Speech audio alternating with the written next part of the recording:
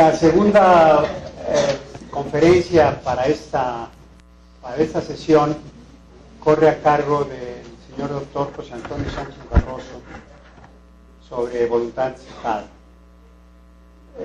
Tiene la característica, el gran mérito de que es un tema que lo ha cultivado y que lo ha estudiado con toda profundidad, a grado tal que su tesis de grado fue sobre el tema de voluntad anticipada y resultó esa tesis premiada en el concurso nacional organizado por el gobierno federal en el año de 2010 de las tesis de doctorado.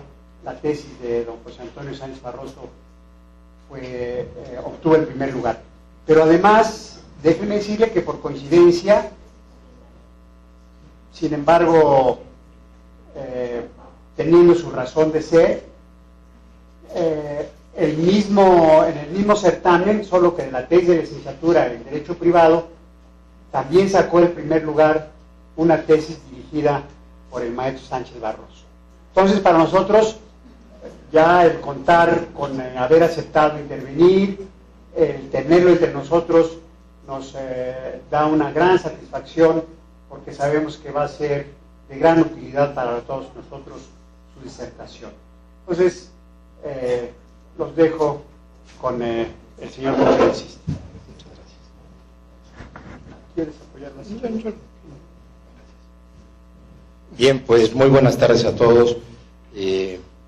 Constituye para mí un verdadero honor que me hayan invitado, que me hayan considerado digno de participar en este magno evento de inauguración de esta Escuela de Derecho.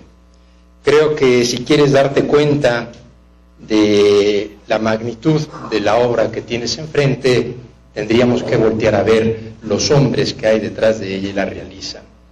Y el consejo directivo de los que forma parte o dirige esta escuela, todos ellos ilustres juristas, Jesús Torres, Héctor Trejo, Ponciano López, Eric Pulliam y el señor rector Jorge Alfredo Domínguez Martínez, sin lugar a dudas son 5 juristas prestigiados, y yo creo que este tipo de eventos y la inquietud que tienen por esa preparación profesional es algo que caracteriza a estas 5 personas y que sin lugar a dudas va a caracterizar a sus egresados de esta escuela. Por tanto, pues para mí constituye, lo repito, un verdadero honor el hecho de que me hayan invitado. El tema del que voy a hablar es la voluntad anticipada, y es un tema nuevo jurídicamente en México, aunque ha sido una práctica de la que ya hemos tenido siempre. En términos generales, la voluntad anticipada no es otra cosa que la posibilidad que tiene cualquiera de nosotros de acudir ante un notario público de forma fehaciente, qué es lo que queremos o no queremos para el momento final de la vida, ¿no? A grandes rasgos es esto. Sin embargo, yo creo que todas las personas que hemos tenido una pérdida y un ser cercano, un ser querido en nuestra familia, seguramente nos ha pedido que llegado ese momento no quiere X tipo de tratamiento. Yo voy a dividir mi exposición en 2 grandes apartados. Uno que se refiere a abordar la voluntad anticipada desde un punto de vista jurídico, que es la forma en cómo preparar, cómo abonar el terreno para hacer un planteamiento jurídico adecuado del tema, y en segundo lugar me voy a referir a hacer algunos comentarios a la normativa aplicable en el Distrito Federal. Todos estos temas que vamos a hablar están contenidos en esto, que es la tesis de doctorado, que con algunos cambios se ha convertido en una publicación, ¿no? Y quiero comenzar con algunas reflexiones realmente importantes, y qué bueno que ya estaba la presentación hecha, pero muchas de ellas ya nos las había anticipado el maestro José Jesús. La primera verdad absolutamente cierta de nosotros es nuestra existencia. Es decir, el hecho de que nosotros estamos aquí es una verdad ineludible, pero acompañada de esa primera verdad, que es nuestra propia existencia, es lo inevitable de nuestra muerte. Es decir, a partir de nuestra realidad, de nuestra propia existencia, parte el hecho inevitable de la propia muerte. Una segunda reflexión, para entrarnos en el tema, es que los cuestionamientos en relación con nuestra propia muerte, sin lugar a dudas, también nos conducen a repensar el dominio que estamos teniendo sobre nuestra propia vida. Antes de vernos en el momento final de nuestra vida, tenemos que vernos en este momento presente de la vida. Las preguntas de cuándo, por qué y cómo vamos a morir dependen en mucho en cómo hemos vivido. Realmente no es otra cosa la muerte, cómo se vive, no es otra forma en cómo se ha vivido la propia vida. Y cuarto, para saber morir, antes tenemos que saber vivir. Para afrontar nuestra propia muerte, tenemos primero que afrontar nuestra propia vida. Creo que no solamente es la aplicación de una regla lógica, sino que es algo que nos tiene que llevar a mover a pensar no solamente sobre ese momento final, sino lo que estamos haciendo en el presente. Sobre el origen de la voluntad anticipada, vamos a marcar que son dos los grandes detonantes que dan el surgimiento a esta. Por un lado, al sentimiento informado, debido a la introducción de la idea de la autonomía individualista a la medicina, y por el otro, al temor generado a partir de la obstinación terapéutica o la prolongación de los sufrimientos. La voluntad anticipada ha sido ideada y promovida en el seno de cierta cultura, el de la sociedad pluralista, que valora ante todo la autonomía de la persona y los derechos individuales, sobre el paternalismo médico tradicional. Pero además de estos factores culturales, hay otro tipo de factores propiamente técnicos, como el imperativo tecnológico del que ya nos hablaba el maestro que me antecedió, de hacer todo lo técnicamente posible para alargar la vida a cualquier costo.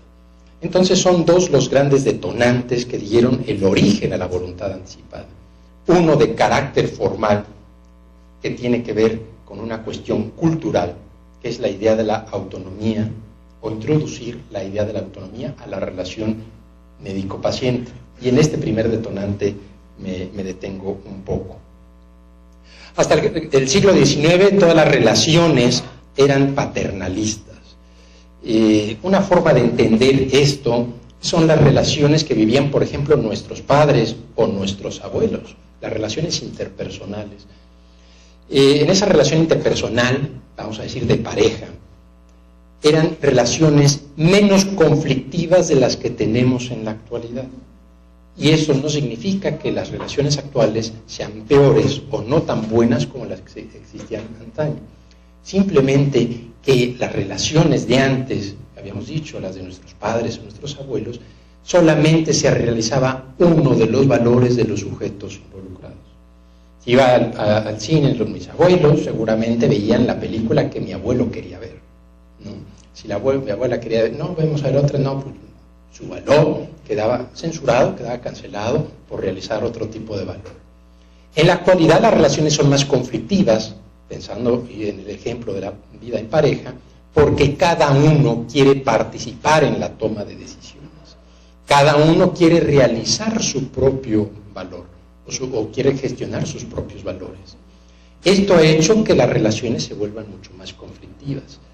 Pero, ¿qué hacer cuando todos los sujetos participantes en la relación interpersonal quieren realizar sus valores? Crear los mecanismos adecuados para que se realicen esos valores. Esto que pasa en las relaciones interpersonales, que antes se regían por el paternalismo, uno mandaba y otro obedecía, ahora se rigen por el principio de autonomía y son diametralmente opuestos. Ahora se tratan, decíamos, de realizar los dos valores, y esto pasa a otras esferas más allá de la estrictamente interpersonal. Las relaciones gobierno-ciudadano ahora son más conflictivas que las de antes, por esta misma razón, porque el gobierno trata de realizar unos valores y el individuo también quiere participar en esa toma de decisiones. ¿Es peor la relación? No, es diferente a la de antes y se tienen que crear los mecanismos adecuados para ello. Lo mismo pasa en la relación clínica. Antes, bajo el paternalismo, el médico que tenía los conocimientos, que tenía un poderío, era el que le decía qué tenía que hacer al paciente y éste solamente tenía que obedecer. Ahora, en la relación clínica, el paciente también quiere tomar decisiones.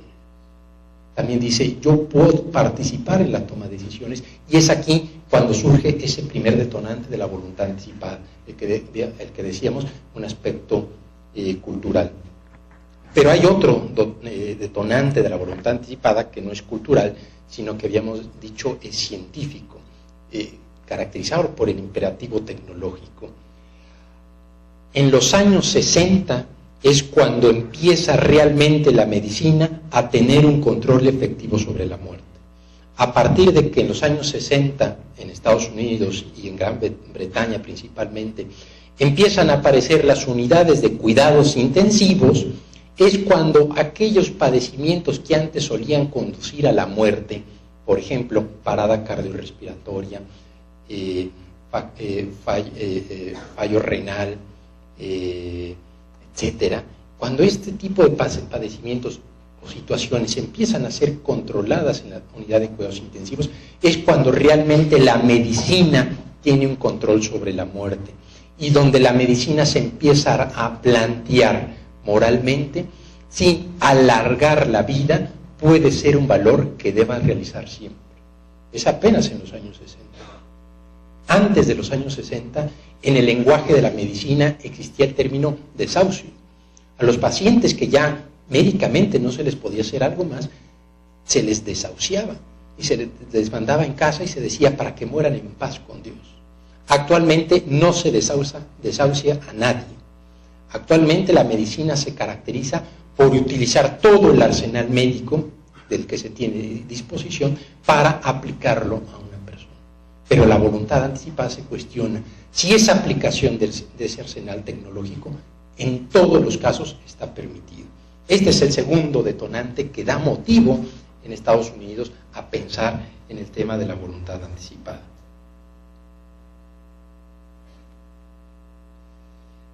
Al respecto de la voluntad anticipada podemos mencionar algunas cuestiones benéficas o algunas cuestiones que nos ayudan a resolver la voluntad anticipada. Por ejemplo, disminuye el temor ante situaciones consideradas como inaceptables, aumenta la autoestima y el respeto de sí mismo, se ayuda para que la persona adquiera conciencia de la propia situación, aumenta la cooperación, comunicación y confianza entre el médico y el paciente, tener orientación en el caso de toma de decisiones en casos difíciles, la protección del médico ante denuncias penales, civiles, etcétera, alivio moral ante situaciones dudosas o potencialmente culpabilizadoras, ahorro de recursos, etcétera. Pero también la voluntad anticipada tiene determinado tipo de problemas, o con la voluntad anticipada surgen otro tipo de problemas, tales como no todos los pacientes desean hablar de la muerte ni dejar constancia escrita de esos temas, no todas las personas tienen preferencias claras y firmes, las decisiones se pueden tomar sin suficiente información, es más fácil renunciar a tratamientos concretos que considerar los valores del paciente. Las situaciones sanitarias futuras que se deben considerar son complejas y encierran factores imposibles de prever. El paciente no sabe cuál va a ser sus estados de ánimo ni cómo va a gestionar sus propios valores en la medida en que progrese su enfermedad, etc. Y me detengo en esta última que he mencionado. Todos los que estamos aquí gestionamos la salud de un modo distinto o la vamos a gestionar de un modo distinto pasados algunos años. Todos los que nos encontramos aquí, mayormente jóvenes, vamos a gestionar o gestionamos ahora la salud, el valor salud, de muy distinto modo que lo vamos a hacer en 30, 40, 50 años. Nuestra gestión de valores va cambiando conforme cambia nuestra vida. Por tanto, uno de los problemas inherentes, quizá el más importante de la voluntad anticipada, es que se puede redactar teniendo una gestión de unos valores que con el paso del tiempo va cambiando. Ahorita, la mayoría de nosotros, por no decir todos, gozamos de buena salud y diríamos, no quiero que se me entube, porque qué barbaridad, ¿no? O sea, yo los veo en la televisión y me da horror. Yo no quiero vivir así. Pero a ver si decimos lo mismo en 40 años. A ver si decimos lo mismo en 40 años. Porque a lo mejor decimos, tal vez si un determinado tratamiento me ayuda a salir adelante, a lo mejor no renuncio de todo a él. La gestión de los valores va cambiando conforme cambia la historia biográfica de la persona. En resumidas cuentas, la voluntad anticipada, según la doctrina, coincide en que la voluntad anticipada es una reacción desde la autonomía individualista al avance tecnocientífico en el campo de la medicina cuando da lugar a la obstinación terapéutica. En bioética existen 4 principios fundamentales que se dice son las guías que nos ayudan a la toma de decisiones. Uno es el principio de autonomía. ¿Y cómo podemos entender ese principio de autonomía? El principio de autonomía se manifiesta en el derecho humano de todo individuo a autodeterminarse en cuestiones relacionadas con su vida, su cuerpo y su muerte. La autonomía es el derecho a disponer de un ámbito íntimo de decisión que nadie que no sea la propia persona decida lo que es bueno y los medios para encontrar. Está este principio de la autonomía que siempre me gusta ilustrarlo con un eslogan. El principio de la autonomía, el eslogan sería que nadie más decida por mí. Y ese principio de la autonomía lo podemos predicar de distintas situaciones. Que nadie más decida en mi sexualidad, que nadie más decida en mi vida, que nadie más decida en mi muerte, que nadie más decida en mis tratamientos.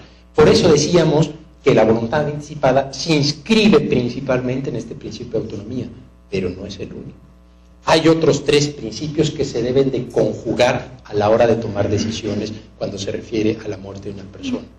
El otro es el principio de beneficencia, cuyo eslogan sería, haz el bien sin mirar a quién. Sería como nosotros podríamos conocer ese principio de beneficencia. Un tercer principio es el principio de no maleficencia. No es el polo negativo de la beneficencia.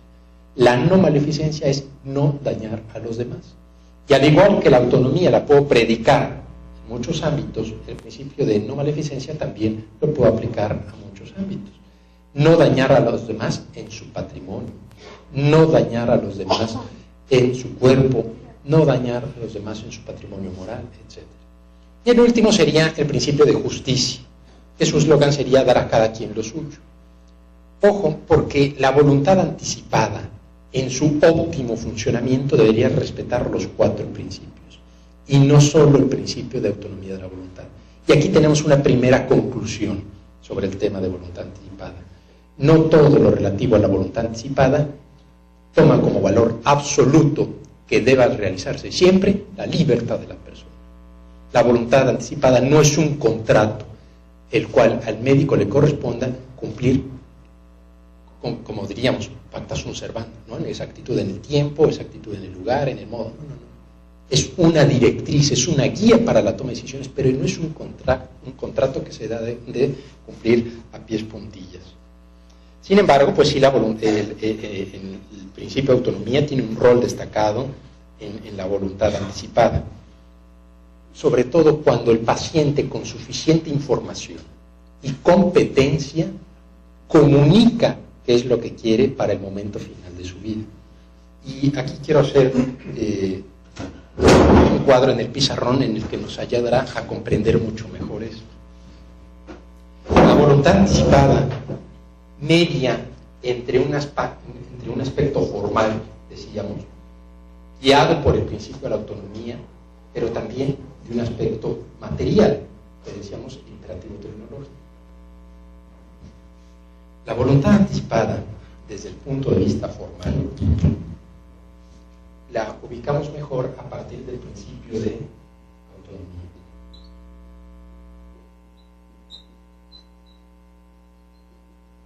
El principio de autonomía lo gestiona el propio paciente. Por eso su eslogan decía que nadie más decida en mi vida, que nadie más decide en mi muerte, que nadie más decide en mis tratamientos. Y este principio de autonomía que lo gestiona el paciente se traduce de 3 formas, y son las únicas en las que se puede materializar ese principio de autonomía, como aceptación de tratamientos, rechazo de tratamientos o petición de tratamientos. No hay más. El principio de autonomía de la voluntad en la voluntad anticipada solamente se traduce de estas 3 formas. O se aceptan tratamientos, se rechazan tratamientos o se piden tratamientos. No hay más. Pero decíamos que el otro extremo en el que se ubica la voluntad anticipada es material, y su correlativo al principio de autonomía sería la racionalidad médica. ¿Quién gestiona la racionalidad médica? ¿Quién es el conocedor de esa realidad médica? Pues el médico. En la voluntad anticipada participan 2 sujetos, al menos, el paciente y el médico. Por eso la voluntad anticipada, decíamos, no puede ser vista como un contrato, el cual el médico sea el instrumento que simplemente la va a ejecutar. ¿No? También el médico es un sujeto moral y participa en esa toma de decisión. La racionalidad médica que gestiona el médico no se traduce más que de 3 maneras igual. Tratamientos indicados, tratamientos no indicados y tratamientos contraindicados. No hay más. Tratamientos indicados, tratamientos no indicados, tratamientos contraindicados.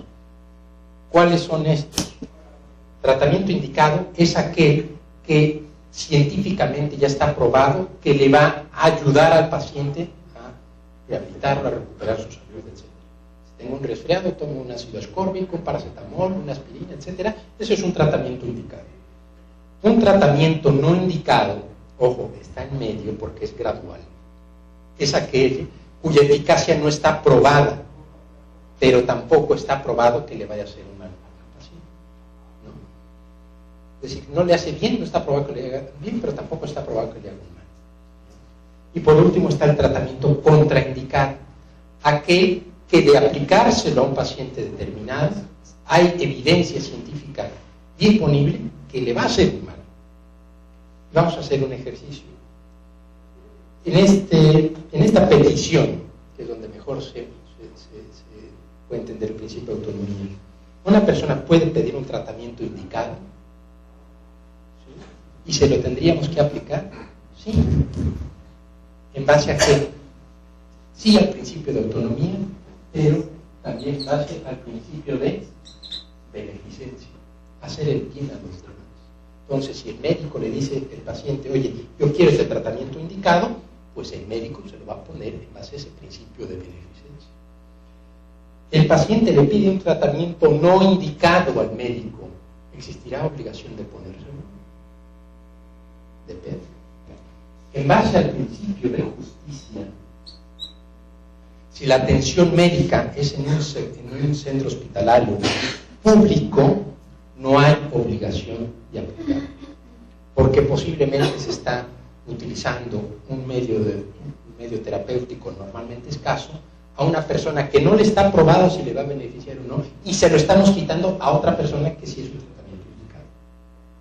Si es un servicio privado en que la propia persona lo va a pagar, sí se le aplica el principio de justicia. Entonces, no todo es autonomía. Y por último, el paciente pide un tratamiento contraindicado. ¿Hay obligación de suministrarlo? No. ¿En base a qué? Principio de no maleficencia. Entonces, aquí hacer este juego nos ayuda a entender que en la voluntad anticipada no todo es el principio de autonomía. No, esta libertad tiene límites, los tiene muy claros. Límites que ni siquiera son morales ni convencionales, son científicos.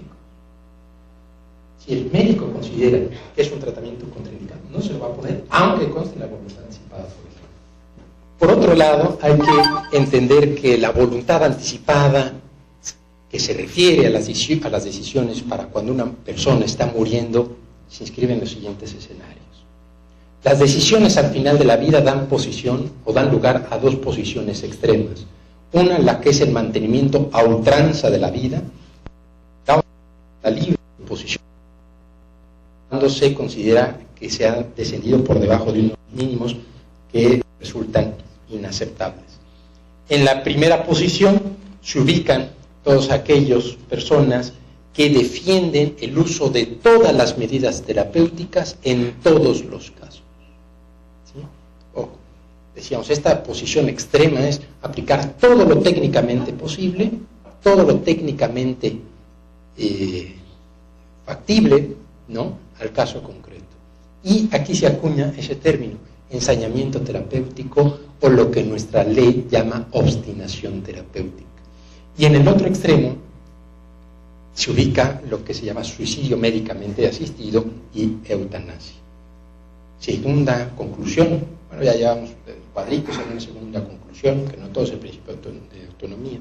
Tercera conclusión, cuando se habla de voluntad anticipada, no se alude en forma alguna a la eutanasia. Son cosas totalmente distintas.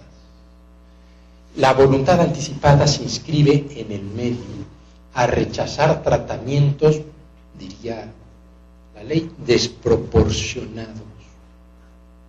Ese lenguaje de desproporcionados no es otra cosa que renunciar a tratamientos no indicados, a tratamientos contraindicados.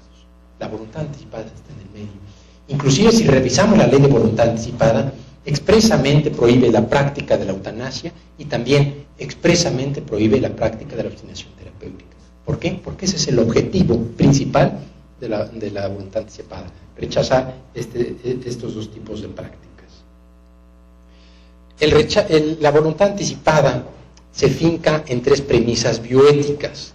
Primera, la prolongación de la vida no constituye un valor absoluto que deba de mantenerse a ultranza en todas las situaciones. La vida tiene límites y esos límites son muy claros.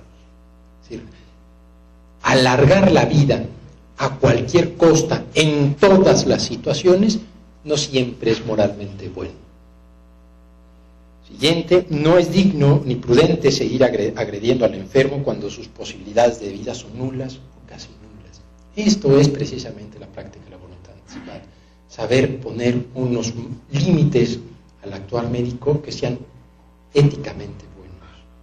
Y por último, no es lo mismo ayudar a vivir a quien está viviendo que impedir morir a quien está muriendo. Vamos a hablar un poco acerca de la terminología empleada para la voluntad anticipada.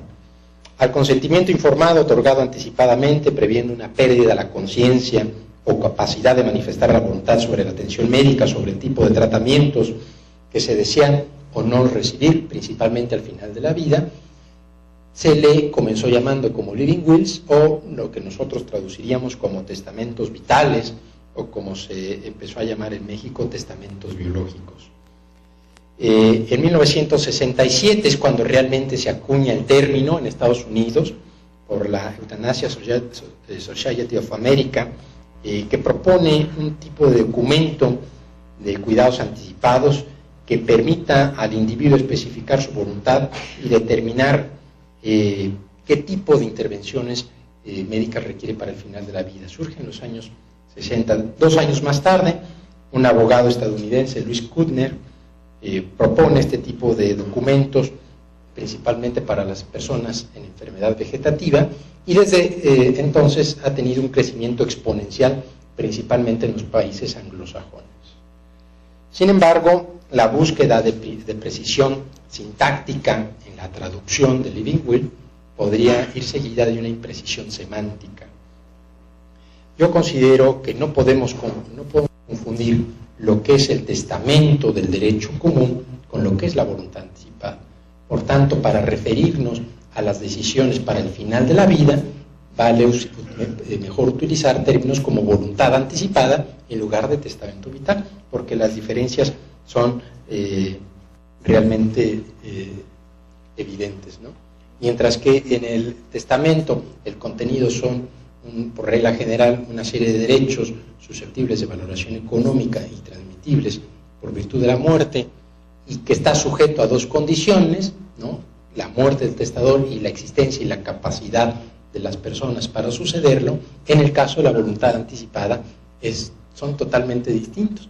El contenido son cuidados y tratamientos médicos que siempre vayan dirigidos a mantener o procurar la dignidad de la persona. Ya son contenidos distintos y no podemos confundirlos terminológicamente. Y segundo, las condiciones para la eficacia de cada una de estas figuras son totalmente distintos.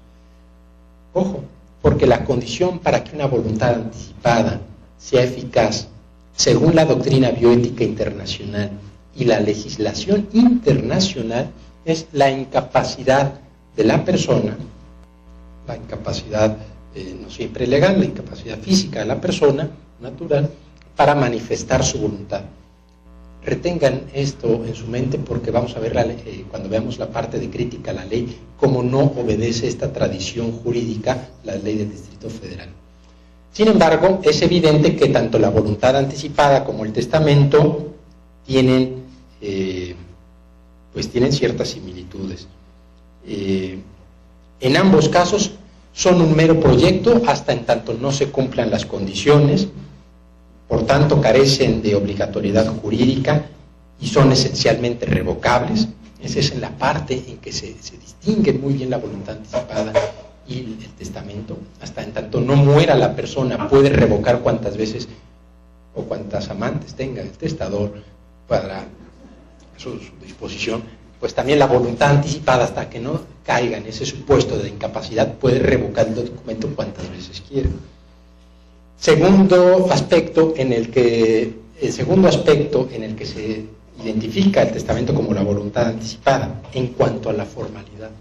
La ley es muy rigurosa en cuanto a las formalidades que exigen para su otorgamiento, incluso llegando a considerar que ambos son actos solemnes. ¿Por qué? Porque el legislador es consciente que los efectos jurídicos se van a producir cuando ya no esté la persona, o bien porque murió, o bien porque se encuentra ya incapaz. Por tanto, al tener un contenido, función, naturaleza totalmente distintos, no podemos confundirlo. Por tanto, tenemos que desterrar de nuestro lenguaje jurídico eso de testamento vital, porque no entra conforme a nuestra tradición jurídica. En cuanto a la definición, podríamos mencionar la siguiente.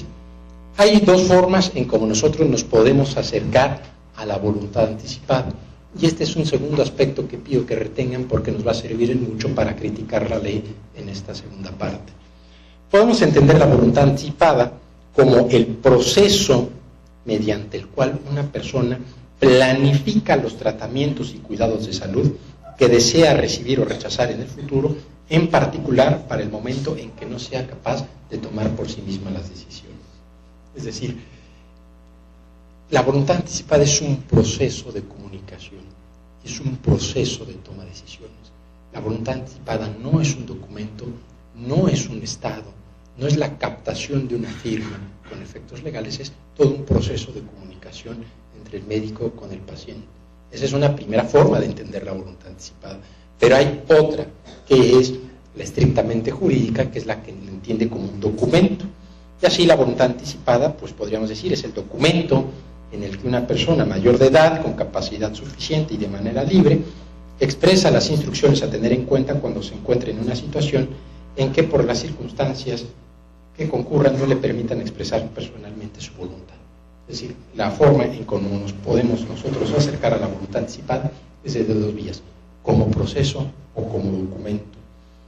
Una definición propiamente jurídica, que no es la que proporciona desgraciadamente la ley, podría ser, es la declaración unilateral de voluntad, emitida libremente por una persona mayor de edad, con capacidad de obrar, mediante la cual se indican las actuaciones que deben de seguirse en relación con los tratamientos y cuidados de salud, solamente en los casos en que concurran las situaciones en que no les sea posible expresar personalmente su voluntad.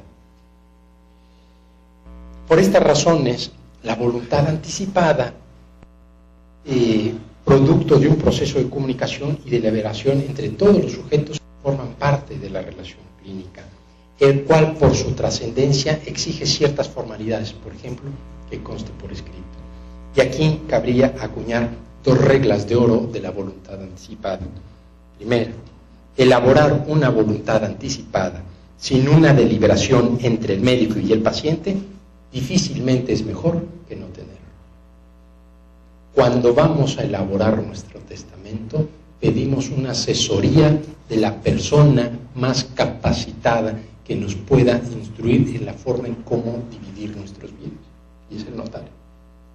Ese señor notario, tengo un amante, 2 mujeres, 3 hijos, y ahí les pone una su situación y allá nos dirá, pues, ¿no?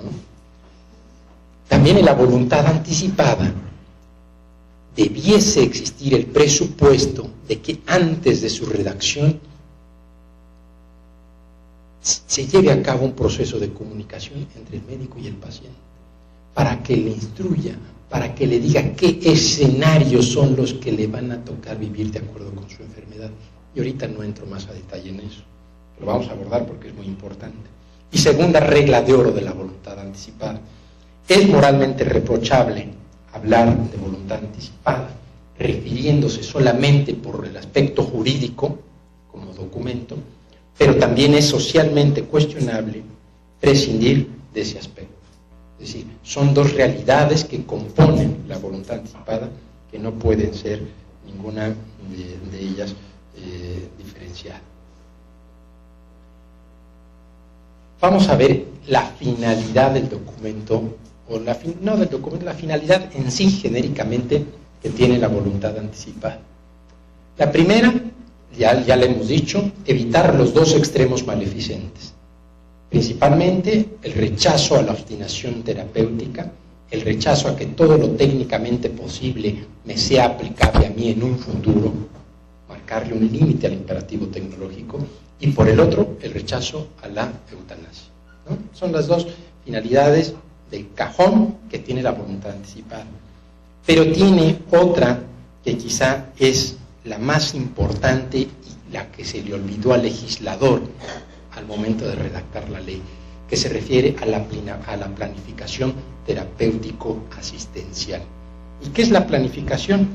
La planificación no es otra cosa más que el proceso por el cual el médico, junto con el paciente y en la medida de la posible también con su familia, en base al diagnóstico o pronóstico de una enfermedad conocida y padecida, deliberan y toman decisiones conjuntas sobre el tipo y nivel de atención y tratamiento disponible en función del avance de la ciencia médica, de los valores éticos de los implicados y del orden jurídico existente.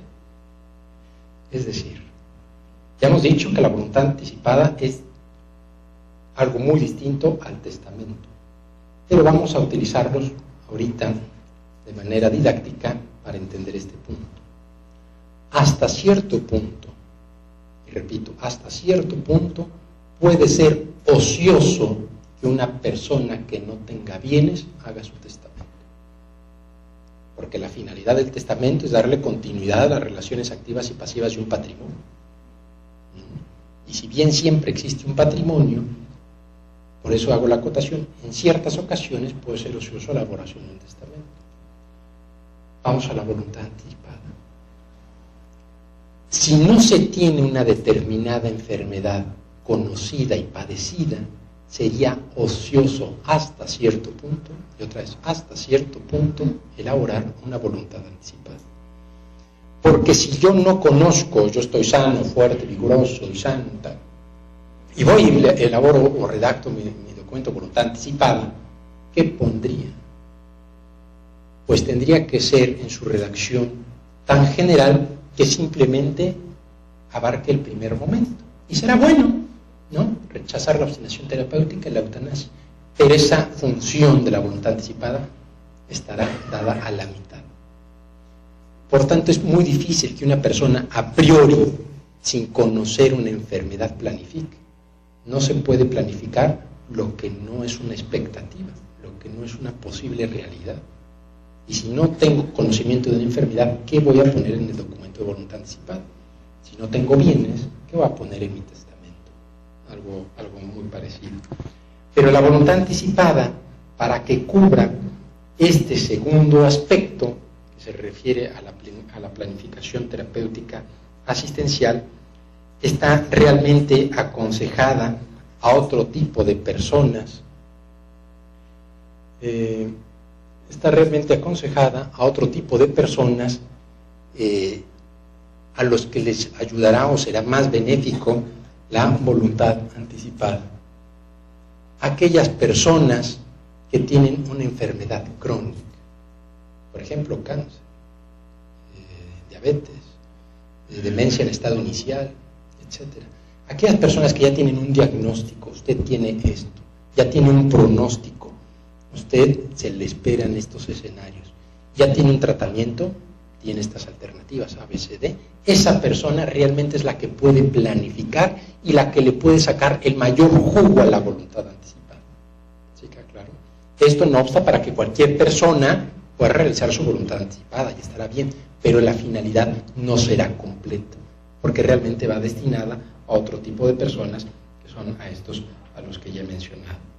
Pero una realidad a la que se enfrentan los documentos de voluntad anticipada es que, a pesar de que pueden ser otorgados por cualquier persona, y ahora lo vamos a ver en la ley, y es a lo que se llama, que es abierta en cuanto a su otorgamiento, y que en muchas situaciones son altamente recomendados, ya vimos, los enfermos crónicos, particularmente constituyen una práctica excepcional. Y esto se debe a distintos factores, por ejemplo, el inadecuado proceso de comunicación en la relación clínica. Hay un estudio en que el paciente que va al sector público, al ISSSTE, al Seguro Social, es interrumpido cada 7 segundos por el médico. Oiga, es que fíjese, en hombre, fíjese que me duele, no sé qué, lo interrumpe, no permite nuestro modelo, inclusive particular, una plena interacción con el médico, con paciente. El miedo, otro posible factor, es el miedo que representa a las personas a hablar de su propia muerte, lo habíamos dicho también. La incorporación jurídica resulta ser complicada o inacabada, etc. Y por ejemplo, en México, desde el 15 de febrero del 2008 al 29 de marzo del 2012, que es la última dato que nos proporciona la página del Colegio de Notarios, según información proporcionada por la Secretaría de Salud del Distrito Federal, se han otorgado solamente 887 voluntades anticipadas. Esto significa nada en razón con el universo de población que se atiende tanto en el sector público como en el sector privado. Entonces, si bien no nos puede parecer extraño porque es una figura que va naciendo y que poco a poco se va dando a conocer, inclusive en el foro jurídico y médico, pues sí representa de que ha tenido poca aceptación práctica. Existen dos razones, paso a otro planteamiento, existen dos razones por las cuales la voluntad anticipada no pueden ser meros formularios. La primera razón es la pluralidad moral y segundo, la diversidad biográfica. ¿Ustedes harían su testamento por formulario? Pues no, porque cada uno de nosotros tiene una realidad familiar, afectiva, patrimonial distinta. Por tanto, no todos podemos testar de igual manera. Habías dicho, yo tengo un amante, 2 mujeres y 3 niños. Pero a lo mejor uno me gana y tiene 2 amantes, 2 mujeres y 5 niños. Es decir, no puede existir un formulario aplicable a todas las situaciones del testador, porque decíamos, la realidad familiar y patrimonial es muy distinta de cada uno de nosotros. Por tanto, la voluntad anticipada tampoco puede ser un formulario que pueda aplicarse a todas las situaciones. Y este es el tercer aspecto que quiero que retengan, porque le vamos a hacer un comentario sobre todo al reglamento cuando habla del formato de voluntad anticipada. En cuanto a la primera, la pluralidad moral, todas las personas, a pesar de que vivimos en una misma sociedad, valoramos de muy distinto modo. Gestionamos los valores de muy distinta manera, incluso los de carácter personal. Por tanto, no puede existir un prototipo moral de voluntad anticipada aplicable a todas las personas. Y por el segundo caso, por la diversidad biográfica, se dice, no hay enfermedades, sino enfermos. 2 personas, aun cuando tengan la misma enfermedad, la llevan, la padecen, la superan de muy distinto modo. Por tanto, la voluntad anticipada debe confeccionarse realmente a las necesidades de la persona, al igual que el testamento. Vamos a explicar brevemente cuál es el contenido que ha señalado la doctrina en cuanto a la voluntad anticipada. Primero, es lo que se refiere a la expresión de principios y una jerarquía de valores. Esto se conoce en la práctica como la historia de valores. Aquí, la persona que otorga la voluntad anticipada narra o deja explícito cuáles son sus valores y cómo los ha gestionado en su vida. Por ejemplo, yo soy testigo de Jehová y por tanto las transfusiones, o soy católico, y creo que una parte en que se deja de manifiesto los valores de esa persona, sumamente difícil de hacer. En esta primera parte también se incluye dónde se quieren recibir las atenciones finales o terapéuticas, lo relativo a la donación de órganos, etc. Es tan difícil esta primera parte que no toda la normativa internacional lo incluye. Obviamente México no está. Segundo, hechos clínico-biológicos concretos. Es decir, aquí se van a hacer una tipología de todas aquellas situaciones biológicas que se pueden verificar en un futuro en esa persona. Por ejemplo, paro cardiorrespiratorio, falla renal, etc. Esas situaciones concretas, clínicas. Tercero, si se verifican esas situaciones que yo he dicho en el apartado anterior, ¿qué quiero que se haga? Si yo dije parada cardiorrespiratoria, no quiero que se me reanime. ¿Siga claro? Si caigo en fracaso renal, no quiero esto, etc. ¿Siga claro? Es una consecuencia lógica. Primero describo la situación, después ordeno qué quiero que se haga si se verifica esa situación. Y por último está lo que se refiere a la designación de un representante. Esto también más o menos se parece al testamento en cuanto a la designación del albacea, ¿no? Aquí el representante es aquella persona encargada de que se ejecuten las voluntades anticipadas, ¿no? De dar a conocer al personal médico tratante de la última enfermedad, podría ser del documento de voluntad anticipada, entre otras funciones que tiene. Pero la voluntad anticipada como acto jurídico que es, también tiene limitaciones. Y la primera, siguiendo la teoría general del acto jurídico, es que sea contraria al ordenamiento jurídico. Decíamos, el acto jurídico no podrá contrariar o contravenir leyes de carácter prohibitivo. Y si la eutanasia está prohibida, entonces la voluntad anticipada no puede solicitar la eutanasia. Sería un ejemplo de limitación legal. Segundo, lo que se conoce como lex artis, es decir, la buena práctica médica. Aun cuando se haya solicitado un tratamiento que el médico considere que es no indicado o contraindicado, no es obligación del médico legal aplicarlo. Y por último, es a lo que se refiere que la situación jurídica descrita en el punto segundo del contenido no concuerde con la que se está viviendo. ¿Está claro?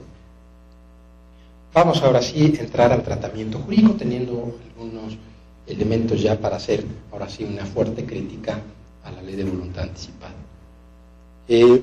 Primero habría que decir que en México, en los Estados Unidos mexicanos, no hay una normativa federal aplicable a la voluntad anticipada. Y la que existe en los estados o a nivel local es realmente poca.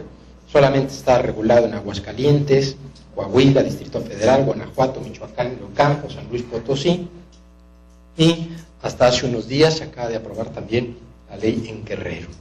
Es decir, son realmente pocos los estados que tienen una ley de este tipo con diferentes denominaciones, pero la tienen. Primer conflicto que ello provoca. Por ejemplo, en el Estado de México no está regulada la voluntad anticipada. Y me dice el artículo 121 de la Constitución, fracción primera, las leyes solamente tienen carácter vinculatorio dentro de la entidad federativa en la que fueron creadas. Entonces tengo un documento de voluntad anticipada otorgado ante notario del Distrito Federal, pero por X razón me mudo o tengo que recibir la atención médica en el Estado de México. ¿Ese documento produce sus efectos en otra entidad federativa? Pues yo creo que no, porque carecería de ese marco legal, ¿no? Y lo diría la propia Constitución. Primer problema que ya encontramos al respecto. Vamos a un segundo aspecto en cuanto a la definición. En el Distrito Federal existen al menos dos normativas aplicables a la voluntad anticipada. La ley de voluntad anticipada para el Distrito Federal y el reglamento a la ley, ¿no? A partir de ahora diré ley o reglamento, ya sabemos a lo que nos estamos refiriendo. El artículo 3 de la ley, en su fracción quinta, define lo que es el documento de voluntad anticipada. Y antes de entrar a la definición, ya vemos que la ley solamente se está refiriendo al aspecto formal, al continente y no al contenido del acto. ¿Sí? Y dice, consiste en el documento público suscrito ante notario en el que cualquier persona con capacidad de ejercicio y pleno uso de sus facultades mentales manifiesta la petición libre, consciente, seria, inequívoca y reiterada de no someterse a medios, tratamientos y o procedimientos médicos que propicie la obstinación terapéutica, ¿no? Vemos cómo, bueno, vamos a resaltar los elementos de la definición. Primero, documento, ya vimos según la definición, solamente se refiere al aspecto formal, al continente, pero no a ese contenido, que es lo más importante. Segundo, se refiere a que el documento debe ser otorgado ante notario público, ¿no?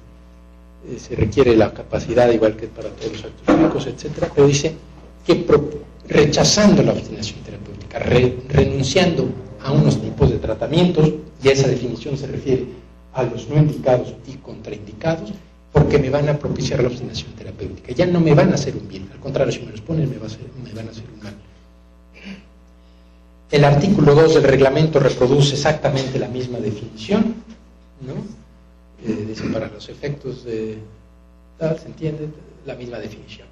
Pero luego también el artículo 2, en su siguiente fracción, en la fracción quinta, habla de lo que es el formato de voluntad anticipada. Formato oficial, emitido por la Secretaría, en el que cualquier persona, tal, ¿no? Reproduce la misma definición, nada más que cambia la persona ante quien se va a otorgar. Ya no es un fedatario público, sino que es el personal de salud. Y ojo, porque esto va a ser también objeto de nuestra crítica más adelante. Simplemente ahora nos conformamos. ¿Ustedes realizarían su testamento por formulario? Pues no, ya hemos dicho que no.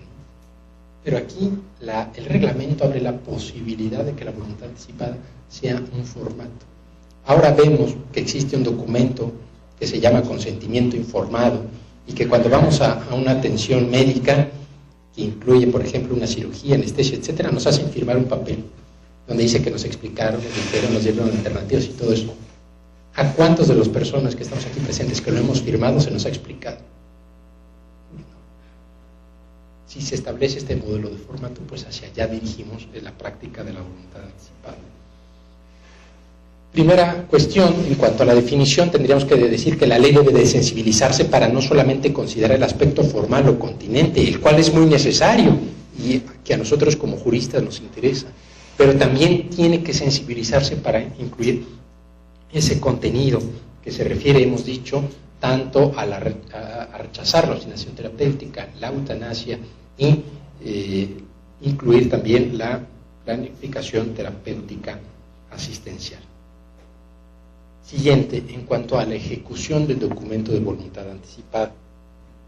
La doctrina bioética y la legislación internacional coinciden en que las disposiciones para la propia incapacidad sobre las que versa la voluntad anticipada serán ejecutadas o tomadas en cuenta cuando la persona no pueda o no sea capaz de expresar su voluntad. Ya lo veíamos cuando veíamos la condición que debe de cumplirse para que sea eficaz el documento. La incapacidad, la simple incapacidad de la persona para manifestar su voluntad. Pero en el Distrito Federal no ocurre así. Tal y como se encuentra la legislación en el Distrito Federal, para ejecutar o tomar en cuenta las disposiciones contenidas en la voluntad anticipada, es necesario que la persona se encuentre en una situación muy concreta, que es la enfermedad terminal. ¿Cuál es la enfermedad terminal? Es la enfermedad progresiva, irreversible, incurable, que provocará la muerte de la persona en un lapso no mayor a 6 meses de vida. Es decir, hasta que la persona se encuentre en esa situación llamada situación terminal, hasta en ese momento se van a ejecutar la voluntad anticipada. Por tanto, para la ley no le interesa si la persona es consciente o no. si puede manifestar su voluntad o no, simplemente si está en enfermedad terminal. Esto tiene algunas ventajas, pero son más las desventajas que ello representa. Lo anterior genera múltiples interrogantes. Por ejemplo, ¿por qué es necesario tener una expectativa de vida menor a 6 meses para que la voluntad anticipada sea eficaz? Los enfermos crónicos, no terminales, ¿no pueden también hacer una planificación del tratamiento mediante la voluntad anticipada? ¿Qué hacer con los pacientes inconscientes que no son terminales? ¿Cuál es la razón médica, ética y jurídica para limitar a la enfermedad terminal la eficacia de la voluntad anticipada? Ejemplo, una persona en estado vegetativo no es enfermo terminal y no se le aplica la ley de voluntad anticipada. Tiene consecuencias, en cierto punto, éticas, benéficas, etcétera, pero también estamos dejando de lado, al decir que solamente se va a aplicar a las personas en situación en etapa terminal, o es eficaz el documento cuando se tiene enfermedad en etapa terminal, pues qué hacer con todo este tipo de universo de pacientes. Siguiente, vamos en cuanto a las formalidades. Tanto la ley como el reglamento hacen referencia a que son 2 las formalidades, que se otorgue por escrito y ante notario público. Y lo distingo. Ya sabemos que el notario no puede actuar si no es de manera escrita, pero ahorita van a ver por qué hacemos esta distinción. Sin embargo, la voluntad anticipada puede otorgarse también válidamente sin la intervención del notario. De ahí la principal diferencia entre documento y formato de voluntad anticipada. Por ejemplo, el artículo 3 decíamos, documento de voluntad anticipada es el documento suscrito ante notario público, ¿no? Luego el artículo 8, que se refiere a las formalidades, deberá realizarse por escrito de manera personal, libre e inequívoca ante el notario público. Documento siempre ante notario público. Y luego nos dice artículo 2 del reglamento, que además sería curioso analizar. El reglamento inferior en jerarquía es el que introduce la figura de formato de voluntad anticipada. Ese formato de voluntad anticipada es el que es emitido por la Secretaría de Salud, ¿tal? Y se otorga ante el personal de salud de la unidad médica, etc.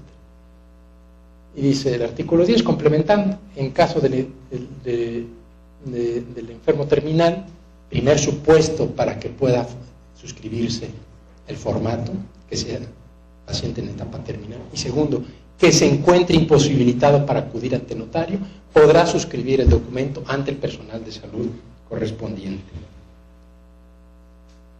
Críticas que hacemos al respecto. La ley ni el reglamento señalan quién es personal de salud. Lo deja abierto. ¿Quién será? ¿La enfermera? Muy bien. ¿Cuál? ¿La en turno o la que está de jefa de enfermera? ¿El médico? Sí. ¿Cuál? ¿El director del hospital? ¿El director tratante? ¿O el interno que está haciendo sus prácticas allí? ¿El administrativo que nos recibió el carnet? ¿Quién es el personal de salud? Esto, sin lugar a dudas, genera una inseguridad jurídica terrible, tanto para el paciente como para el propio personal médico ante quien se vaya a otorgar el formato de voluntad anticipada. Y segunda cuestión, la ley señala, dice, la persona ante quien se otorgue el formato de voluntad anticipada deberá de dar fe de que se cumplieron las formalidades establecidas en la ley. O sea, pensemos que lo hago ante la enfermera, ¿no? Entonces la enfermera tiene las mismas facultades fedatarias que un notario público. Y la validez del documento, con todo lo que nosotros sabemos, el valor probatorio pleno, etcétera, pues lo tendrá tanto el formatito, tal, sí, con 2 testigos, pero al que tendría el instrumento público, y esto, pues creo que no debiese de tener ese tratamiento. Y cabría hacer un tercer cuestionamiento. México es el único país que incluye esta diferencia entre formato y voluntad anticipada, según sea la persona ante quien se otorgue la voluntad anticipada. No beneficia en nada a la praxis ni médica ni jurídica la existencia de 2 documentos distintos. Al contrario, decíamos, esto solamente es fuente de incertidumbre para el paciente que se encuentra en ese momento final de su vida, su familia en esa situación también de incertidumbre y de inseguridad jurídica, pues para todos, ¿no? Requisitos.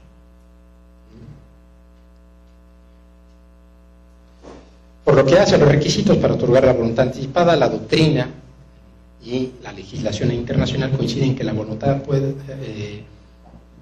anticipada puede ser otorgada por cualquier persona, esté en etapa terminal o no. Ojo, no confundir, para otorgar el documento cualquier persona puede hacerlo, pero para que sea eficaz el documento se tiene que tener esa terminalidad de la enfermedad. Sin embargo, para que se pueda otorgar el formato de voluntad anticipada, decíamos, hay que estar en situación terminal. Si decíamos, una de las funciones que tiene la voluntad anticipada es planificar un evento futuro, en la terminalidad ya no hay nada que planificar, ya no hay nada que prever, ¿no? Realmente ya se está viviendo ese momento final de la vida. Un último comentario que podríamos hacer de crítica a la ley es la que se refiere al suscriptor. Y a pesar de que ya decíamos, el testamento y la voluntad anticipada no son iguales, ¿tá? ¿Qué pasa? ¿El testamento es un acto personalísimo? Sí, ¿no? Es decir, nada más, cada persona puede testar, puede establecer sus disposiciones testamentarias. Les pregunto, ¿qué pasaría si el Código Civil estableciera la posibilidad, en el orden que ustedes quieran, la amante, la esposa, en el orden que quieran, si otra persona podría testar por otra persona?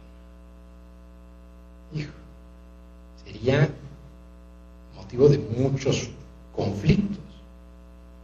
Dice un notario al respecto, así como hay hijos A y B, pues también hay hijos D, ¿no? Entonces hay que tener mucho cuidado al respecto. ¿Por qué? Porque la voluntad anticipada no es un acto personalísimo. También otra persona lo puede otorgar en lugar de otra. Si habíamos dicho, la verdadera intención de la voluntad anticipada consiste en que nadie decida por mí en aquello que se relaciona con mi salud, mi vida o mi muerte, dentro de unos márgenes éticos, legales, biológicos, etc. A pesar de ello, nuestra ley permite la injerencia de otro tipo de personas. Y no estoy hablando de los supuestos de lo que se llama consentimiento por sustitución, llámese patria potestad o tutela para el caso de voluntad anticipada, no. Esos casos obviamente existen. Yo me estoy refiriendo a otros. Dice el artículo 7. El documento de voluntad anticipada podrá ser suscrito por familiares y personas señalados, y otra vez los dos supuestos que siempre aparecen. Cuando el enfermo esté en etapa terminal y se encuentre impedido para manifestar su voluntad por sí mismo. Entonces, ojo, pues cualquiera de nosotros que estemos en estas dos situaciones, en estas dos hipótesis, puede venir cualquier familiar a decir, quiero que se le haga a esta persona este tipo de tratamiento. ¿Qué dice? Siguiente. Y ahí establece el orden, ¿no? Él o la cónyuge, concubinario, concubina, conviviente, etc. Y ahí establece el elenco. Pero pensemos aquí, el cónyuge, pues nada más hay uno, concubina, nada más hay uno, pero fracción tercera, los hijos mayores de edad. ¿Qué pasa si está una persona enferma terminal y no puede expresar por sí misma su voluntad? Y decíamos, son hijos mayores de edad, el hijo A, el hijo B y el hijo D. ¿Qué hacemos en ese caso?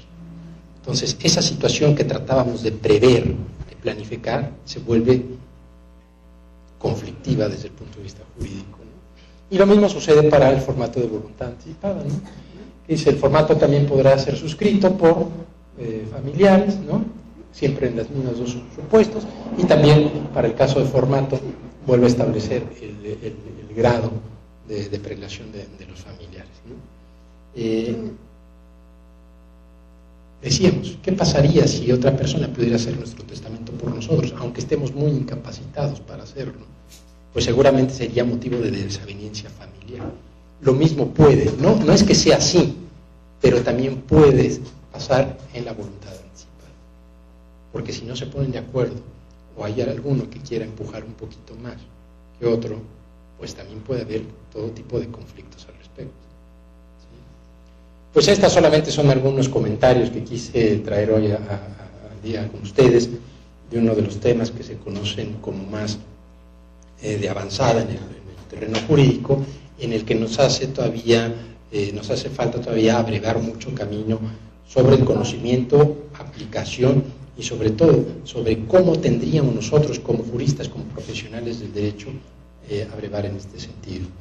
Finalmente quiero agradecerle al señor rector de esta Casa de Estudios, al doctor Jorge Domínguez Martínez, en primer lugar su amistad que me ha brindado y en segundo considerarme digno de exponer en este magno evento que seguramente será recordado en el corazón de todos, de la inauguración de esta, a la que pinta ser una gran escuela de derecho en nuestro país. Muchas gracias.